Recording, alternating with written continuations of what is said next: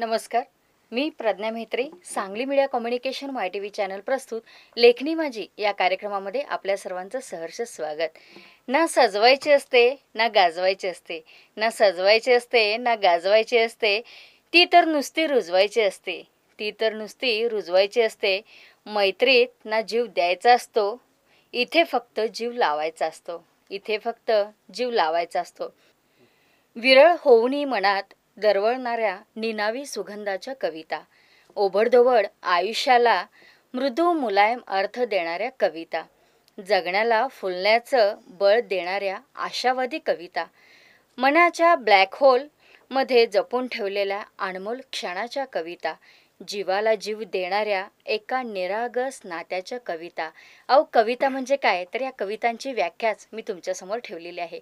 आणि अशा या कवितांच्या व्याख्या आपल्या समाजामध्ये, आपल्या या दैनंदिन जीवनामध्ये, मानवी जीवनामध्ये ज्या वेगवेगळ्या समस्या येत असतात त्यांच्या देखील काही कविता असतात. घ्या ना, कवीला कोणता विषय दिला आणि कोणती कविता झाली नाही, असं कधीच होत नाही. तर अशा वेगवेगळ्या कविता तुमच्या पुढे सादर होत आहेत. आणि या सादर होण्यासाठी आज आपल्या स्टुडिओमध्ये आले आहेत श्री सुधाकर इनामदार सर, जे कवी आहेत. आणि आता आपण त्यांच्याशी बोलूया आणि त्यांच्या काही कविता पण ऐकूया. नमस्कार. मी सुधाकर इनामदार, गोमेवाडी, तालुका आटपाडी. या साहित्य क्षेत्रामध्ये साधारण मी 1983 पासून आहे. काही गझल, काही कविता, काही कथालेखन, अशा प्रकारे हा प्रवास आहे माझा. एक दिवाळी अंक पण आम्ही, नाथनगरी नावाचा एक दिवाळी अंक पण आम्ही करत असतो. आणि हे सगळं करत असताना, साहित्यामध्ये काम करत असताना काही पुरस्कार या साहित्यानं दिले. नामदेव ढसाळ काव्य प्रतिभा पुरस्कार आहे, नंतर अग्रणी साहित्य पुरस्कार आहे, असे महाराष्ट्रातले एक मानाचे 8 पुरस्कार मिळाले. आणि अशा पद्धतीनं ही साहित्यिक वाटचाल माझी सुरू आहे. नमस्कार. नमस्ते. मी Pragya Mhetre, Sangli media communication YTV channel प्रस्तुत लेखणी माझी या कार्यक्रमामध्ये सर आपलं हार्दिक स्वागत आहे. धन्यवाद. आपल्याला अनेक पुरस्कार प्राप्त आहेत, त्यानंतर वेगवेगळ्या विषयांवरच्या आशयाच्या कविता आपण लिखाण केलेल्या आहेत, समाज प्रबोधनात्मक असतील, त्यानंतर अगदी वेगवेगळ्या गोष्टींच्या ज्या आपण सहज बोलून जात असतो त्याच्यावर सुद्धा आपण कविता केलेत. आणि कविता या विषयावर सुद्धा आपण कविता लिहिलेली आहे. क्या बात. तर आमच्या असंख्य प्रेक्षकांना तुमच्या कविता नक्कीच ऐकायला आवडतील. नक्की मॅडम, आता आपण कविता या विषयावरच्या कवितेचा संदर्भ जो दिला या कार्यक्रमामध्ये, कवितेकडे बघण्याची जी माझी दृष्टी आहे ती मी या कवितेतून आपल्यापुढे ठेवतो. कविता एक भूक असते, कविता एक तृप्ती असते. कविता एक भूक असते, कविता एक तृप्ती असते. कविता असते सूक्ष्म लखेर, कविता विश्वव्याप्ती असते. कविता असते करुणा, कविता असते वेदना, कविता असते मौनाला फुटलेला अक्षरपाना. कविता असते वास्तव अंतरातला जाळ असते. ज्ञानेशाची ओवी कविता तुकोबाचा टाळ असते. डोळ्यामधलं प्रेम असते, काळजामधली माया असते. कविता म्हणजे कवीच्या जगण्याचा पाया असते. असं म्हणतात कविता पाण्यावरची साय असते. पण खरं सांगतो मित्रांनो, कविता आत्महत्येला पर्याय असते. कविता आत्महत्येला पर्याय असते. कविता आत्महत्येला पर्याय असते. आणि यानंतर मी एक गझल आपल्यापुढे ठेवीन. गझल हा कवितेचा एक असा प्रकार आहे की ही फारसीमधून उर्दूमध्ये आणि उर्दूमधून मराठीमध्ये माधव जुलियन वगैरे हा प्रवास पूर्वी खूप वेळा सगळ्यांनी याबद्दल सांगितलेला आहे, त्यावर मी जास्त नाही बोलणार. परंतु गझल सादर करत असताना किंवा गझलेची एक धार जी असते ती अत्यंत टोकदार असते. 2 ओळींमध्ये आपला पूर्ण विषय 2 ओळींमध्ये आपल्याला सांगायचा असतो. मग त्याची जे काय गझलच्या संदर्भातले जे काय नियम, त्याचे तंत्र, त्याचे वृत्त, यापेक्षा त्याचा आशय जो आहे तो फार महत्त्वाचा असतो. त्याला आशयाला मंत्र असं म्हणलं जातं. आणि आशयानं गझल फार मोठ्या प्रमाणावर प्रेक्षकांपर्यंत पोचते, प्रेक्षकांच्या हृदयाशी जाते. असा अनुभव आजवरचा गझलेचा आहे. मी एक गझल ठेवतो. या ओठांनी त्या ओठांची कशी टिपू मी थरथर. या ओठांनी त्या ओठांची कशी टिपू मी थरथर. कसे साठवू पापण्यात मी तिच्या खुशीचे अंबर. मी मातीच्या पायांचा अन हात तिचे सोन्याचे. मी मातीच्या पायांचा अन हात तिचे सोन्याचे, दगडा धोंड्या वाचून नाही माझ्यापाशी स्थावर, कसे साठवू पापण्यात मी तिच्या खुशीचे अंबर. ती मोराच्या पंखावरची तलम मखमली नक्षी, ती मोराच्या पंखांवरची तलम मखमली नक्षी, पाषाणाचे कातिवलेने आहे मी अजरामर. आणि तिला विचारा कुणीतरी ती सांजवताना झुरते, तिला विचारा कुणीतरी ती सांजवता का झुरते. मला नका पण कुणी विचारू का होतो मी कातर. दोन वेदना फिरती माझ्या रक्तामधुनी कायम, दोन वेदना फिरती माझ्या रक्तामधुनी कायम. एक वेदना घाव घालते, एक घालते फुंकर. मी कोणाचा पाया म्हणून जन्मा आलो आहे, मी कोणाचा पाया म्हणून जन्मा आलो आहे. माझ्यावरती कळस चढवला आहे कोणी नंतर. पुन्हा उगारा शस्त्र जरा घ्या ऐकून माझे थोडे, पुन्हा उगारा शस्त्र जरा घ्या ऐकून माझे थोडे. तुम्ही समजता तो मी नाही, ज्यास चेहरे 100. आणि एक शेर शेवटचा असा की तिच्या बांगड्या अजून वाजल्या नाहीत कानापाशी, तिच्या बांगड्या अजून वाजल्या नाहीत कानापाशी. येईल ती एवढ्यात मरणा थांबशील का क्षणभर, येईल ती एवढ्यात मरणा थांबशील का क्षणभर. कसे साठवू पापण्यात मी तिच्या खुशीचे अंबर.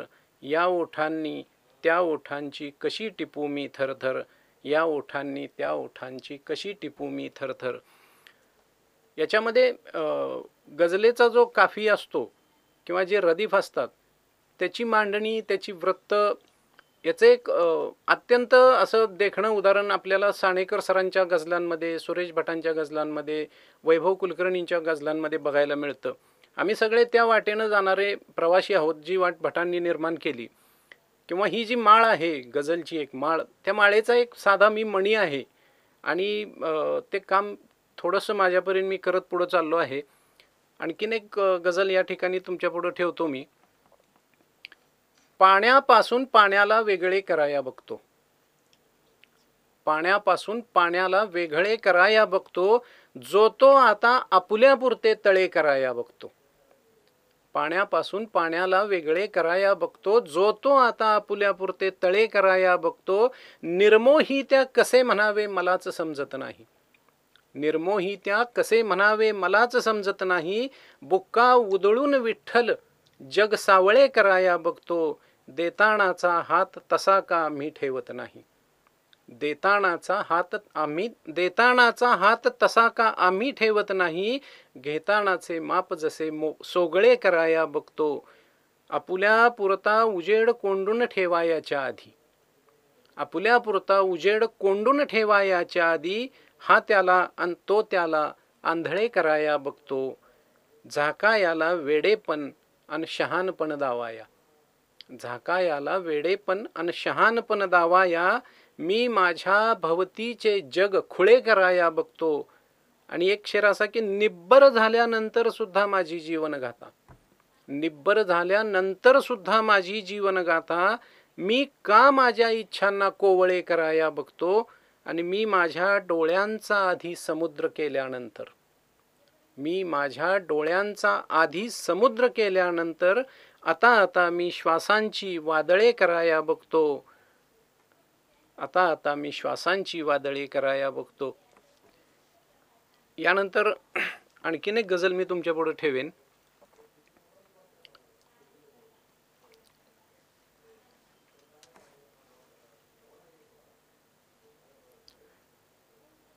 या गझलचं शीर्षक आहे अंगावरती सोने.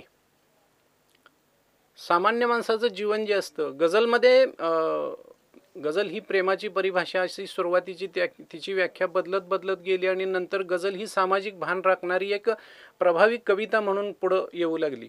आणि ते प्रभावीपण या गझलेमध्ये तुम्हाला थोडंसं जाणवेल. अंगावरती सोने आत्मा खापर झाला आहे, अंगावरती सोने आत्मा खापर झाला आहे. माणूस होतो पुन्हा माझा वानर झाला आहे. आणि हल्ली हल्ली पडलो आहे अडगळीत मी जरीही, हल्ली हल्ली पडलो आहे अडगळीत मी जरीही. पूर्वी पूर्वी खूपच माझा वापर झाला आहे. आणि माणूस होतो पुन्हा माझा वानर झाला आहे. जगवा याला जीव म्हणून मी शहरामध्ये आलो. जगवा याला जीव म्हणून मी शहरामध्ये आलो. आता आताशा मेंदू माझा नागर झाला आहे. तीनही कप्प्यामधून त्याच्या रक्त धावते आहे. तीनही कप्प्यामधून त्याच्या रक्त धावते आहे. पण हृदयाचा चौथा कप्पा भाकर झाला आहे. त्याच्यासाठी अखंड ये जा करीत असतो तरीही, त्याच्यासाठी अखंड ये जा करीत असतो तरीही, श्वास कुठे प्राणाचा माझ्या चाकर झाला आहे. मैल मैल जे चोचीमध्ये तहान घेऊन फिरती, मैल मैल जे चोचीमध्ये तहान घेऊन फिरती, अश्रू त्यांचे पाणी डोळा घागर झाला आहे. आणि एक शेर शेवटचा असा की विरघळून मी जातो तरीही गोडी शिल्लक उरते. विरघळून मी जातो तरीही गोडी शिल्लक उरते. अवघा माझा जन्मच बहुधा साखर झाला आहे. आणि माणूस होतो पुन्हा माझा वानर झाला आहे. अंगावरती सोने आत्मा खापर झाला आहे. अंगावरती सोने आत्मा खापर झाला आहे. प्रेक्षको, आत्ताच आपण कविता, त्यानंतर गझल खूप छान पद्धतीने ऐकल्या आणि अजून बऱ्याचशाच कविता आपल्याला ऐकायच्या आहेत. तत्पूर्वी घेऊ एक छोटीशी विश्रांती आणि तुम्ही पाहत राहा फक्त आणि फक्त सांगली मीडिया माय टीव्ही चॅनल.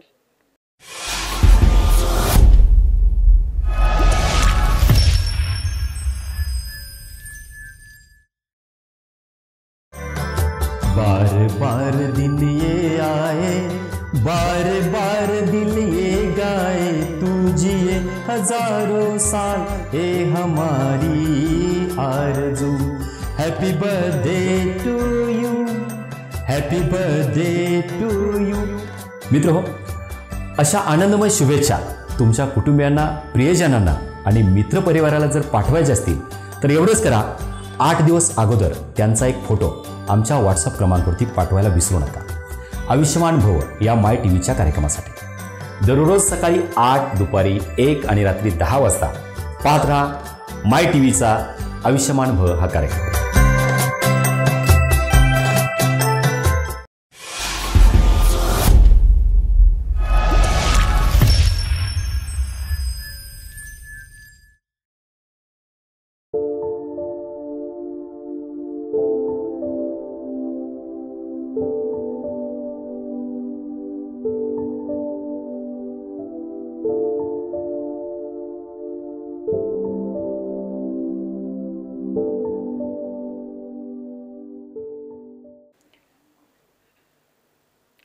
छोट्याशा विश्रांतीनंतर आपण परत आलो आहोत लेखणी माझी या कार्यक्रमामध्ये आणि आज आपल्यासोबत आहेत श्री सुधाकर इनामदार सर. आणि आता पाहूया की अजून कोणकोणत्या विषयाच्या आणि वेगळ्या आशयाच्या कविता आपल्याला ते सादर करतायत. धन्यवाद. यानंतर एक वेगळी ग्रामीण ढंग असलेली कविता या ठिकाणी सादर करतो. कवितेचं नाव आहे पेच. आपलाच धोंडा आपलेच पाय तरी सुद्धा ठेच हाय, कळत कसं नाही तुला हाच खरा पेच आहे. आपलाच धोंडा आपलेच पाय तरी सुद्धा ठेच हाय, कळत कसं नाही तुला हाच खरा पेच आहे. हितच पोरा याच अंगणात लहानाचा तू मोठा झालास. इथंच पोरा याच अंगणात लहानाचा तू मोठा झालास. लहानपणी खरा होतास आता मात्र खोटा झालास. याच आईनं लेकरा तुला घाम गाळून वाढवलं. स्वतः राहिली उपाशी पर घास तुला भरवलं. तेच घर त्याच भिंती अंगण सुद्धा तेच आहे, कळत कसं नाही तुला हाच खरा पेच आहे. डोळं तुझं सपान माझं दिवसा ढवळ्या बघत होतो. डोळं तुझं सपान माझं दिवसा ढवळ्या बघत होतो. नांगर टिपण घेऊन पोरा काळी आई कसत होतो.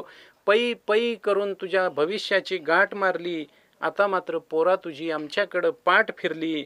तेच रान तीच काकरी शिवार सुद्धा तेच आहे, कळत कसं नाही तुला हाच खरा पेच आहे. काळीज तुटलं आभाळ फाटलं माया कशी मेली र. काळीज तुटलं आभाळ फाटलं माया कशी मेली र. आजी आईची पुण्याई बी वाया कशी गेली र. शिक्षण झालं शहाणा झालास शहर तुझं बाप झाले. गावाकडच्या मातीनं या असं कुंचं पाप केलंय. अर माती तीच नाती तीच गाव सुद्धा तेच आहे, कळत कसं नाही तुला हाच खरा पेच आहे. आणि शेवटच्या 4 ओळी अशा की कधी तुला वाटलंच तर त्या मुलाचा बाप म्हणतो, शेतकरी बाप म्हणतो की कधी तुला वाटलंच तर, डोळ्यात पाणी साठलंच तर, गावाकडच्या मातीसाठी उरात प्रेम दाटलंच तर, माझ्या म्हणून तुझ्यासाठी 4 काकऱ्या खपून ठेव, घामाचं बी 4 थेंब मातीसाठी जपून ठेव, पैका नक अडका नक, मनात फक्त हेच आहे, कळत कसं नाही तुला हाच खरा पेच आहे, कळत कसं नाही तुला हाच खरा पेच आहे, हाच खरा पेच आहे. सावळबाधा नावाची एक कविता आहे.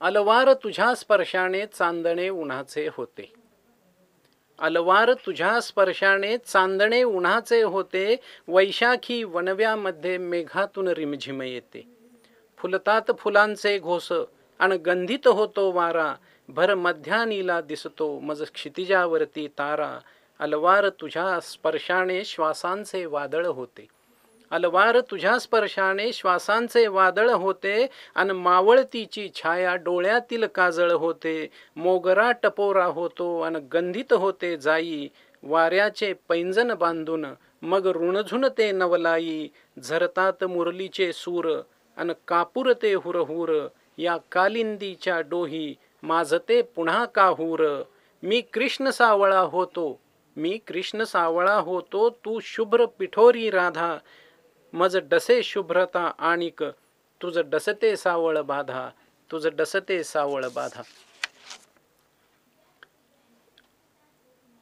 आणि काही एखादी कविता अशाच आशयाची की माझ्या लोखंडी ओठांना तुझा लागता परीस, माझ्या लोखंडी ओठांना तुझा लागता परीस, गंध श्वासात भिनला जीव झाला कासावीस, जीव कासावीस झाला तळ डहुळला सारा, जीव कासावीस झाला तळ डहुळला सारा, पेशी रंध्रातून फिरे तुझ्या निरोपाचा वारा, तुझ्या निरोपाचा वारा 12 वेशीतून आला, तुझ्या निरोपाचा वारा 12 वेशीतून आला, सावळ्याच्या बासरीत सूर होऊन नादला, त्याच्या सुरांनीच केले वेडे पिसाट आभाळ, त्याच्या सुरांनीच केले वेडे पिसाट आभाळ, मऊ मेनाहून झाले माझे मन खडकाळ, अशा खडकात फुले एक चांदण्याचे रोप, अशा खडकात फुले एक पिंपळाचे रोप, आणि त्याच्या सावलीत लागे चांदण्याला झोप,